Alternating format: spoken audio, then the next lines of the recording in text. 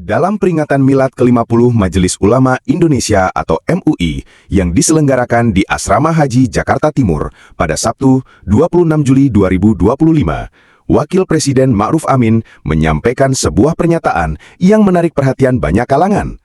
Dalam pidatonya, beliau mengungkapkan pandangannya mengenai Presiden terpilih Prabowo Subianto dengan membandingkan gaya kepemimpinannya dengan sosok Khalifah pertama dalam Islam, yaitu Abu Bakar As-Siddiq RA. Menurut Ma'ruf Amin, terdapat kesamaan esensial antara sikap rendah hati Prabowo dan pernyataan Abu Bakar ketika pertama kali menerima amanah sebagai pemimpin umat Islam setelah wafatnya Nabi Muhammad SAW. Kembali lagi bersama Gus Soni di sini. Halo para intelektual. Ma'ruf Amin menyitir salah satu pernyataan legendaris dari Abu Bakar As-Siddiq yang mengatakan, "Saya telah diberi amanah untuk memimpin kalian, padahal saya bukanlah yang terbaik di antara kalian."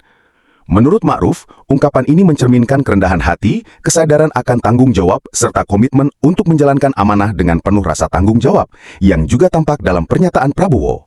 Dalam hal ini, Ma'ruf Amin menilai bahwa Prabowo menunjukkan kualitas serupa, yaitu tidak mengklaim sebagai sosok yang paling unggul, tetapi siap memimpin dengan semangat melayani dan mengayomi seluruh rakyat. Pernyataan ini tentu tidak bermaksud menyamakan secara mutlak antara Prabowo dan Abu Bakar, karena keduanya berada dalam konteks dan zaman yang sangat berbeda. Abu Bakar adalah sahabat utama Nabi Muhammad SAW dan dikenal sebagai salah satu tokoh paling soleh dan terpercaya dalam sejarah Islam. Sementara itu, Prabowo adalah seorang tokoh militer dan politisi kontemporer yang baru saja terpilih menjadi presiden melalui proses demokrasi modern di Indonesia. Namun, Ma'ruf Amin menekankan bahwa inti dari perbandingan ini adalah pada nilai-nilai moral kepemimpinan, bukan pada sosok atau status keagamaan. Dengan mengutip Abu Bakar, Ma'ruf ingin menyoroti pentingnya kerendahan hati dalam kepemimpinan.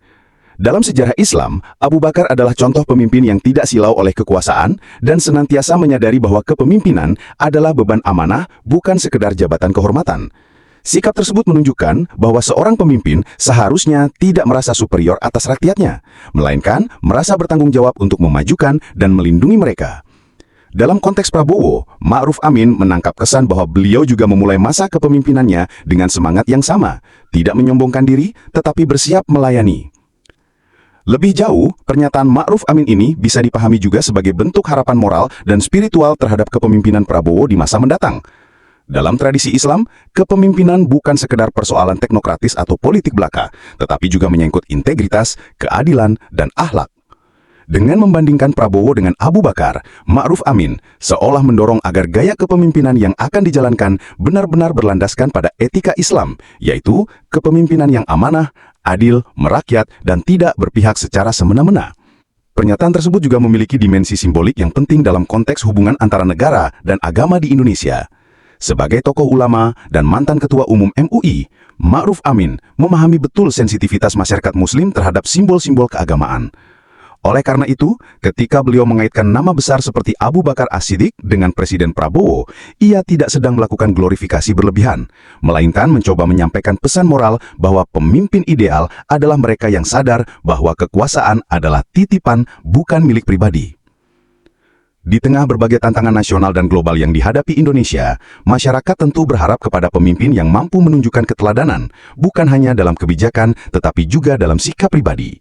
Maka, ketika Prabowo dianggap menunjukkan kerendahan hati seperti Abu Bakar, itu menjadi sinyal positif bagi masyarakat luas. Namun demikian, tentu ujian sejatinya bukan hanya pada ucapan, tetapi pada tindakan nyata yang akan dilakukan dalam masa kepemimpinannya. Akhirnya, melalui pernyataan ini, Ma'ruf Amin tidak hanya memberikan komentar politis, tetapi juga menyampaikan semacam nasihat kenegaraan dari seorang tokoh ulama kepada seorang kepala negara. Ini adalah bagian dari tradisi Islam Nusantara, di mana ulama dan umara saling mengingatkan dalam kebaikan dan tanggung jawab. Harapannya, kepemimpinan Prabowo ke depan benar-benar bisa mencerminkan semangat Abu Bakar dalam mengayomi rakyat, menegakkan keadilan, serta mewujudkan pemerintahan yang diridhoi oleh Tuhan dan dipercaya oleh rakyat. Sebagai penutup, pernyataan Wakil Presiden Ma'ruf Amin dalam Milad ke-50 MUI mencerminkan harapan besar terhadap kepemimpinan Prabowo Subianto. Dengan membandingkan Prabowo dengan Abu Bakar As-Siddiq, Ma'ruf menekankan pentingnya kerendahan hati, kesadaran akan tanggung jawab, serta komitmen moral dalam memimpin. Meski keduanya berasal dari konteks yang berbeda, nilai kepemimpinan yang ditonjolkan yakni melayani dengan rendah hati, bukan menguasai dengan arogansi, diharapkan menjadi pijakan utama bagi Prabowo dalam mengemban amanah sebagai presiden. Lebih dari sekedar komentar politis, pernyataan tersebut mengandung pesan spiritual dan etis yang kuat. Ma'ruf Amin tidak hanya mengapresiasi sikap Prabowo, tetapi juga menitipkan nasihat agar kepemimpinannya mencerminkan nilai-nilai Islam yang adil, amanah, dan berpihak pada rakyat. Dalam dinamika hubungan ulama dan pemimpin bangsa, ungkapan ini menjadi simbol pengingat bahwa kekuasaan sejati adalah yang digunakan untuk melayani, bukan untuk memperkaya diri. Ujian sesungguhnya bukan hanya pada pernyataan awal, melainkan pada tindakan nyata sepanjang masa jabatan ke depan. Semoga Prabowo benar-benar menjadi pemimpin yang mencerminkan nilai-nilai Islam sebagaimana yang disampaikan oleh Ma'ruf Amin, yakni kepemimpinan yang dilandasi kerendahan hati, kejujuran, keadilan, dan semangat melayani rakyat. Dalam tradisi Islam, seorang pemimpin bukan hanya dituntut mampu mengelola negara secara efektif, tetapi juga dituntut untuk menjaga akhlak, amanah, dan integritas dalam setiap kebijakan dan tindakannya.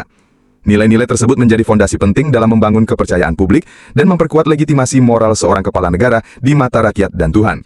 Jika nilai-nilai tersebut diwujudkan secara nyata dalam tindakan kepemimpinan, maka Prabowo berpotensi membawa Indonesia menuju arah yang lebih adil, makmur, dan beradab. Dukungan rakyat akan tumbuh bukan hanya karena program kerja atau pencapaian ekonomi, tetapi karena rasa percaya bahwa negara dipimpin oleh seseorang yang tidak hanya kuat secara politik, tetapi juga bijak secara spiritual dan etis. Harapannya, Prabowo dapat menjadi teladan bagi generasi pemimpin berikutnya, dengan menunjukkan bahwa kekuasaan yang dijalankan berdasarkan nilai Islam tidak hanya mungkin, tetapi juga mampu menghasilkan perubahan nyata bagi kebaikan bangsa. Saya Gustoni, sampai jumpa.